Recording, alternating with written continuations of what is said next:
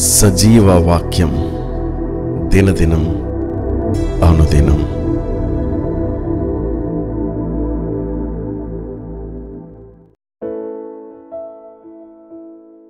నేనెప్పుడు బలహీనుడనో అప్పుడే బలవంతుడను. కొరింథీయులకు రాసిన 2వ పత్రిక 12వ అధ్యాయం 10వ వచనం. ఈ వాక్య భాగాన్ని అపోస్తులుడైన పౌలు తన శరీరంలో ఉంచబడిన ముళ్ళును గురించి చెబుతున్న సందర్భంలో వ్రాసుకొచ్చాడు. ఈ ముళ్ళు తనను శారీరకంగాను మానసికంగాను ఎంతో బాధిస్తుందని, ఈ ముళ్ళును తీసివేయమని దేవుణ్ణి ప్రార్థించినప్పుడు కొరింథీయులకు రాసిన 2వ పత్రిక 12:9 ప్రకారం, నా కృప నీకు చాలు, ఎందుకంటే నీ బలహీనతల్లో నా శక్తి పరిపూర్ణంగా నిన్ను ఆవరిస్తుంది అని దేవుడు తెలియజేసినట్లు పౌలు చెప్పుకొస్తున్నాడు. కనుక పౌలు తన బలహీనతలను బట్టి మరింత సంతోషాన్ని కలిగి ఉన్నట్టు, అలాంటి బలహీనమైన పరిస్థితుల్లోనే దేవుని యొక్క శక్తి తనపై బలంగా పనిచేస్తున్నట్టు ఆయన తెలియజేస్తున్నాడు. అందుకే నేనెప్పుడు బలహీనంగా ఉంటానో అప్పుడే బలవంతునిగా కనిపిస్తాను అని, దానికి కారణం నన్ను శక్తి చేత నింపుతున్న దేవుడే అని పౌలు బలంగా నమ్ముతున్నాడు. అనేక మంది క్రైస్తవులకు ఓదార్పును, విశ్వాసాన్ని, నిరీక్షణను కలిగించేట్టు తన సొంత అనుభవాలను జ్ఞాపకం చేసుకొస్తున్నాడు పౌలు.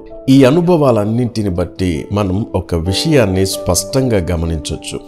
పౌలు తాను అనుభవిస్తున్న బలహీన పరిస్థితుల్లోనూ, శ్రమ అనే ప్రతికూల అనుభవాలలో దేవుని శక్తిపై ఆధారపడుతున్నట్లు మనం తప్పక గ్రహించవలసి ఉంది.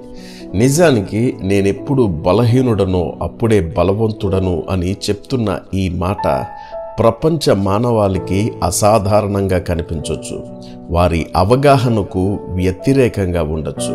కానీ దేవుని శక్తి మీద ఆధారపడిన వారికి ఇది ఒక సాధారణమైన అనుభవంగా కనిపిస్తుంది. ఏదైనప్పటికీ మన సొంత బలహీనతలను గుర్తించి ఆ బలహీనతలను అధిగమించటానికి దేవుని శక్తిపై ఆధారపడటం ద్వారా మనం నిజమైన బలాన్ని పొందుకోవచ్చని పౌలు మాటల ద్వారా మనం అర్థం చేసుకోవచ్చు. సమూయేలు మొదటి గ్రంథం 17వ అధ్యాయం 45వ వచనం ప్రకారం, దావీదు గొలియాతును ఎదుర్కోవలసిన సందర్భంలో దావీదు చిన్నవాడిగాను, అనుభవం లేని గొర్రెల కాపరిగాను కనిపిస్తూ ఉన్నాడు. ఇటువంటి పరిస్థితుల్లో ఏమాత్రం బలము చాలని దావీదు గొలియాతుతో ఈ మాటలు పలుకుతున్నాడు. నీవు కత్తియు ఈటియు బల్లెమును ధరించుకొని నా మీదకి వస్తున్నావు, కానీ నేనైతే యెహోవా పేరట నీ మీదకి వస్తున్నాను అని చెప్పిన దావీదు మాటల్లో దావీదు దేవుని శక్తి మీద ఎంత ఆధారపడ్డాడు అని మనం అర్థం చేసుకోవచ్చు. తద్వారా విజయాన్ని పొందుకోగలిగిన అనుభవాన్ని కూడా మనం గమనిస్తాం. నిజమే, మన బలహీనతల యందు దేవుని శక్తి మీద ఆధారపడటం అనేది మనకు అచంచలమైన విజయాన్ని చేకూరుస్తుంది. దేవుని శక్తిని మన జీవితాలలో పరిపూర్ణం చేస్తుంది. కనుక మన ప్రతి ప్రతికూల అనుభవాలలో, బలహీనతలలో దేవుని శక్తి మీద ఆధారపడదాం. తద్వారా విజయాన్ని, ఆశీర్వాదాన్ని అనుభవిద్దాం. అట్టి కృపలో దేవుడు మిమ్మును దీవించి ఆశీర్వదించునుగాక. ఆమేన్, ఆమేన్. ప్రార్థన. శక్తి కలిగిన తండ్రి, మీకు వందనాలు చెల్లిస్తున్నాం.